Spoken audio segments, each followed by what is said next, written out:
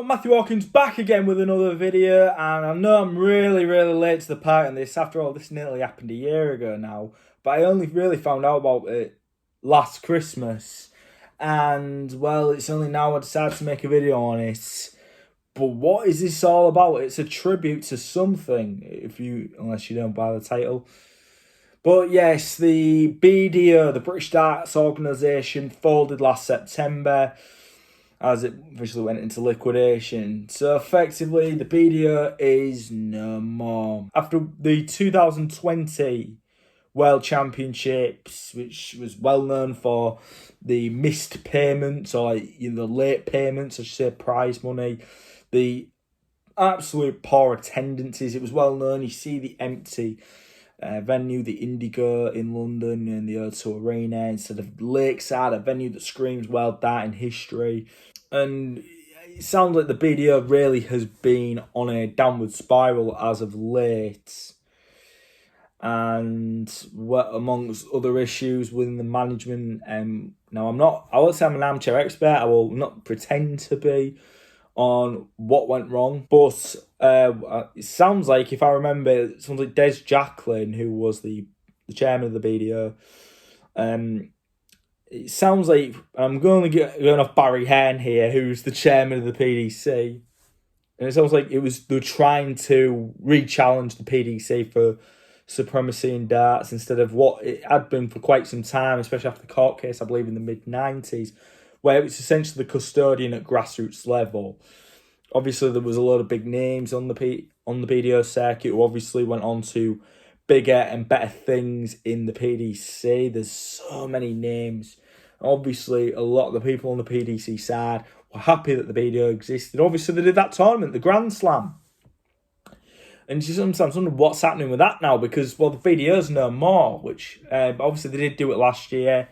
And obviously, you think the names who've come through there, notably Wolfie Martin Adams, Stephen Bunting, Michael van Gerwen, I believe Gary Anderson, he flew the flag for the BDO, Scott Waits, Mark McGinney, Glen Durrant. I mean, Glen Durrant doing a few great things now in the PDC.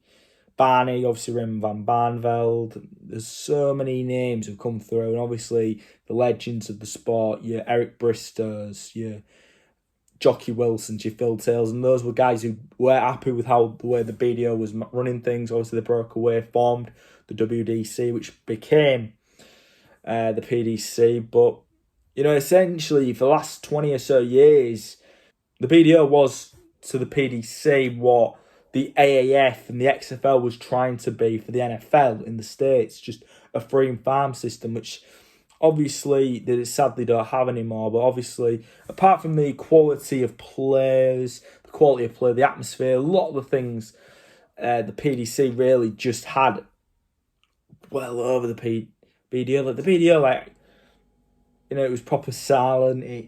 There's an infamous clip, I believe, from 2014, when there was fans chanting "Stand up if you love the darts," and you could hear the MC going, "Gentlemen, may I remind you, you're at Lakeside." And it's really hard to believe, how far the BDO has fallen. There's guys who were BDO lifers, Wolfie Martin Adams, said the BDO was going to last forever. Sadly, it's died. He even said it died because it sounded like he was just trying to be a PDC, being a PDC wannabe, especially going in all the old venue, Circus Tavern in Essex, the Indigo Note, instead of sticking to just being the best in semi-pro darts. Scott Waits, he once said the PDC is the dark side, but he's got his talk card now, and he'll be doing quite well for himself at the PDC level. What am I rambling at here? Obviously, one thing as well the BDO had for a long while was women's events. That's where I first heard of Lisa Ashton, Dita Hedman, and obviously Fallon Sherrock, to name a few. And obviously she made a lot of waves at the Ali Pally not too long ago. And obviously the women's PDC is kind of its infancy, but I think it's great that they're just there on the same level as the men in the same tournament, and I think that's really great in furthering the women's game, definitely. And as time goes on, I think they will, hopefully, it will be on that same level as it was in the Met. Other than that, and probably the history, that's something the BDO had, because that was the original big name in darts. Before, obviously, it all went belly up. Came the PDC, and obviously, Matchroom, I believe, the Hens got involved, and they helped get it to where it is now, where they sell out arenas. It's huge business. They're really well on Sky, really well on ITV, on the BBC as well. What else to say? But obviously, one thing I will miss, one thing with the BDO is it gave an opportunity for a lot of the players who would their first big TV matches and get them used to playing in front of TV cameras, to the point where eventually someone would go up onto the PDC level, and some obviously have. I've named a few, like I said, Mark McGuinney, Glen Durrant, Scotty Too Hotty Waits, Gary Anderson, MVG, RVB. Obviously mean by MVG and RVB.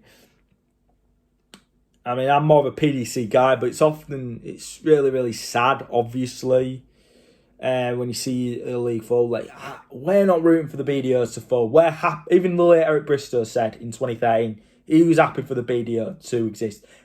MVG, Phil Taylor, they all said they're happy for the BDO to exist.